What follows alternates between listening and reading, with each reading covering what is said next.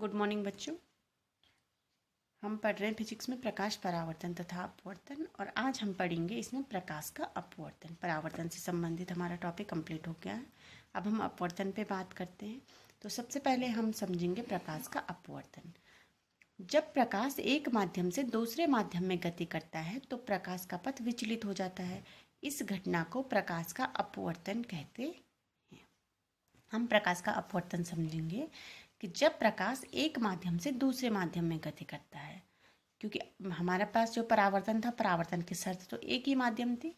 अपवर्तन एक माध्यम से दूसरे माध्यम में जब प्रकाश की किरण जाती है तो उसमें क्या होता है कि उसका जो पथ होता है वो विचलित हो जाता है। तो इस घटना को प्रकाश का अपवर्तन कहते हैं। और जो प्रकाश का अपवर्तन है वो उसे हम किस प्रकार से समझाएंगे, ये हमारे पास चित्र है। दो माध्यम है, एक पहला माध्यम है, एक दूसरा माध्यम है। पहला माध्यम को हमने विरल माना है, दूसरे को सघन माना है। वो मैं आपको बाद में समझाऊंगी। पर दो माध्यम है हमारे पास। विरल का मतलब होता है हल्का, सघन का मतलब होता है जिसे आप भारी समझ सकते हैं, क्या थोड़ा कठोर माध्यम। और ये विरल का मतलब जैसे हवा में समझ लीजिए। तो इसमें भी वही होता है, एक अभिलंब होता है, आपतित किरण होती है और अपवर्तित किरण होती है। वहाँ परावर्तित होती थी, यहाँ अपवर्तित किरण होती है। आपतन कोण होता है आई और यहाँ पे अपवर्तन कोण होता है, परावर्तन कोण नहीं होता है। और ये मूल बिंदु हो गया।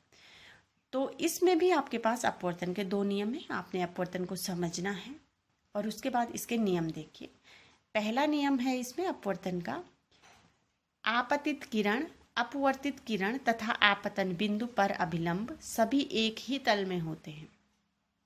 अगर तल की बात करें तो आपतित किरण, अपवर्तित किरण और अभिलंब, तो ये आपतन बिंदु अगर देखें यहाँ पे आपतन बिंदु पे, तो सभी क्या है, एक ही तल में है, तल इनका एक है। और दूसरी कंडीशन है कि किन्हीं दो माध्यमों के लिए आपतन कोण की ज्या का मतलब होता है साइन, उससे बोलते हैं साइन आई, तथा अपवर्तन कोण की ज्या यानी कि साइन आर का अनुपात नियत रहता है। और इस नियत अनुपात को स्नेल का नियम कहते हैं।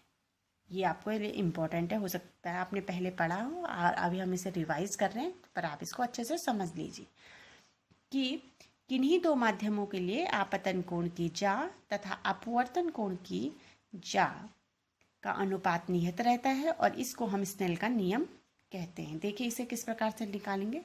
माना कोई प्रकाश किरण आई कोण पर आपतित हो रही है तथा अपवर्तन के बाद इसका अपवर्तन कोण आर हो जाता है, तो स्नेल के नियम को हम इस प्रकार से लिखेंगे, n is equal to sine I upon sine R. n यहाँ पे हम इसको बोलेंगे आपेक्षिक अपवर्तनांक या सापेक्ष अपवर्तनांक, हम सब इसको नाम देंगे। I है आपतन कोण और R है अपवर्तन कोण। यहाँ पे हमें ध्यान रखना है कि n एक नियत मान है, इसे माध्यमों का आपेक्षिक अपवर्तनांक कहते हैं, जो मैंने आपको पहले भी बताया, ये एक नियत मान होता है। अब इसमें दो कंडीशन हैं जब प्रकाश का अपवर्तन होता है। कंडीशन क्या क्या है आपको इसको अच्छे से समझना है। हमने बात की थी यहाँ पे माध्यम की, एक माध्यम दूसरा माध्यम, तो एक विरल और एक सघन, यानी कि आप उसको सिंपल अपनी भाषा में समझने की कोशिश करेंगे तो एक थोड़ा सा कठोर होगा और एक सॉफ्ट माने सघन, हल्का, इस प्रकार का माध्यम होगा। तो जब प्रकाश किरण किसी विरल माध्यम से सघन माध्यम में प्रवेश करती है तो किरण अभिलंब की ओर झुक जाती है। यानी कि अगर जैसे हवा से और कांच में जा रही है, तो हवा तो हो गया विरल माध्यम और कांच हो गया सघन माध्यम। तो जब प्रकाश किरण विरल माध्यम से, विरल माने हल्के माध्यम से, और सघन माध्यम में जाती है तो प्रकाश की किरण जो होती है वो सीधी नहीं होती है, बिल्कुल इस प्रकार से सीधी नहीं होगी, वो थोड़ा सा मुड़ी हुई होगी, तो अभिलंब की ओर झुक जाती है। ये अभिलंब है, इसकी ओर झुक जाएगी। अगर विरल से सघन माध्यम में जाएगी तो प्रकाश की किरण अभिलंब की ओर झुक जाएगी। ये इम्पोर्टेंट है, ये आपको ध्यान रखना है। और दूसरी कंडीशन है, जब प्रकाश किरण किसी सघन माध्यम से सघन माध्यम से विरल माध्यम में जाती है या विरल माध्यम में प्रवेश करती है तो किरण अभिलंब से दूर हट जाती है। ठीक है, तो इस प्रकार से हम अपवर्तन को समझेंगे। देखिए, अपवर्तन के उदाहरण आपके पास होते हैं, डेली लाइफ में भी अपवर्तन के उदाहरण होते हैं। जैसे हम कह सकते हैं कि जब आप कोई पानी का बर्तन है, ग्लास है माना पानी का, उसमें आप पेंसिल को रखेंगे, तो जब आप उस पर पेंसिल को रखेंगे और आप देखेंगे तो पेंसिल आपको सीधी नहीं दिखेगी, थोड़ा सा मुड़ी हुई दिखेगी जहाँ से पानी शुरू होता है उसके बाद। दूसरी कंडीशन, सिक्का अगर आप उस ग्लास में डालेंगे तो सिक्का जो होगा वो तली से ऊपर से, अगर आप उसे देखेंगे तो तली से उठा हुआ दिखेगा। ये अपवर्तन के कुछ उदाहरण होते हैं जो आप आसानी से देख सकते हैं। इसके बाद इसी में हमारे पास आता है अपवर्तनांक। अब हम अपवर्तनांक को समझेंगे। मैंने सिंपल लैंग्वेज में लिखने की कोशिश की है और आप इसको समझिए ताकि हम जो आगे जिस टॉपिक पे बात करें वो हमें आसानी से समझ आए। अपवर्तनांक है एक माध्यम के अपवर्तनांक n को किसी निर्वात में प्रकाश की चाल c तथा माध्यम में प्रकाश की चाल v के अनुपात द्वारा परिभाषित किया जाता है। अपवर्तनांक है n को अगर हम देखें तो निर्वात में प्रकाश की चाल को हम c मानते हैं, c से उसे रिप्रेजेंट करते हैं। तो प्रकाश की चाल निर्वात या जो वायु है उसमें c है और किसी माध्यम में v है, तो अगर अपवर्तनांक होगा तो प्रकाश की निर्वात या वायु में चाल बटे प्रकाश की माध्यम में चाल, n = c/v। ये इम्पोर्टेंट है हमारे पास।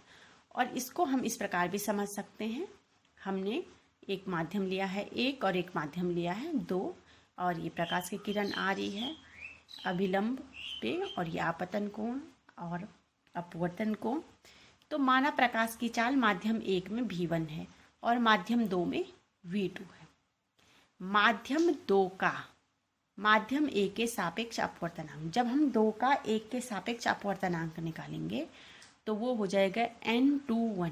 माध्यम 2 का माध्यम 1 के सापेक्ष अपवर्तनांक, तो ये हो जाएगा माध्यम 1 में प्रकाश की चाल बटे माध्यम 2 में प्रकाश की चाल, यानी कि v1/v2। 2 का 1 के सापेक्ष अपवर्तनांक, ये बहुत इंपॉर्टेंट है, इनको आप अच्छे से समझ लीजिए और ध्यान रखिए। और अगर हम माध्यम 1 का, यहाँ पे हमने माध्यम 2 का निकाला था, माध्यम 1 का माध्यम 2 के सापेक्ष अपवर्तनांक होगा, तो हम इसको लिखेंगे n12 और इसको लिखेंगे माध्यम 2 में प्रकाश की चाल बटे माध्यम 1 में प्रकाश की चाल v2/v1। ये अपवर्तनांक में समझने वाला पॉइंट होता है, इसको आप अच्छे से समझ लीजिए कि माध्यम 1 में अगर हमने 2 माध्यम माने हैं जिनमें प्रकाश की चाल v1 और v2 है, तो अगर हम माध्यम 2 का माध्यम 1 के सापेक्ष अपवर्तनांक निकालेंगे तो उसको हम लिखेंगे n21। जिस माध्यम का निकालते हैं उसे पहले लिखते हैं और जिसके सापेक्ष निकालते हैं उसको बाद में लिखते हैं। माध्यम 2 का माध्यम 1 के सापेक्ष अपवर्तनांक n21, माध्यम 1 का माध्यम 2 के सापेक्ष अपवर्तनांक n12, जिसका निकालना है उसे पहले लिखना है। और जो अपवर्तनांक होता है वो होता है माध्यम 1 में प्रकाश की चाल, यानी कि जिसके सापेक्ष निकालना है उस माध्यम में प्रकाश की चाल बटे जिसका निकालना है उस माध्यम में प्रकाश की चाल। क्योंकि यहाँ पे अपवर्तनांक हमने पढ़ा है कि एक माध्यम के अपवर्तनांक को निर्वात में प्रकाश की चाल तथा माध्यम में प्रकाश की चाल के अनुपात द्वारा परिभाषित किया जाता है। और उसको जब हमने इस प्रकार से 2 माध्यमों के माध्यम से समझने की कोशिश की है, तो एक माध्यम का दूसरे माध्यम के सापेक्ष अपवर्तनांक किस प्रकार से हम निकालेंगे। तो अगर हमारे पास 2 माध्यम हैं, पहला माध्यम और दूसरा माध्यम, तो अगर हम लिखेंगे दूसरे माध्यम का पहले माध्यम के सापेक्ष अपवर्तनांक, तो वो होगा माध्यम 1 के प्रकाश की चाल बटे माध्यम 2 में प्रकाश की चाल। और अगर हम लिखेंगे कि माध्यम 1 का माध्यम 2 के सापेक्ष अपवर्तनांक, तो उसको हम लिखेंगे n12 और इसको हम लिखेंगे माध्यम 2 में प्रकाश की चाल बटे माध्यम 1 में प्रकाश की चाल। तो आप अपवर्तनांक और अपवर्तन वाला जो हमारा टॉपिक है उसे अच्छे से समझ लीजिए और नोट कर लीजिए।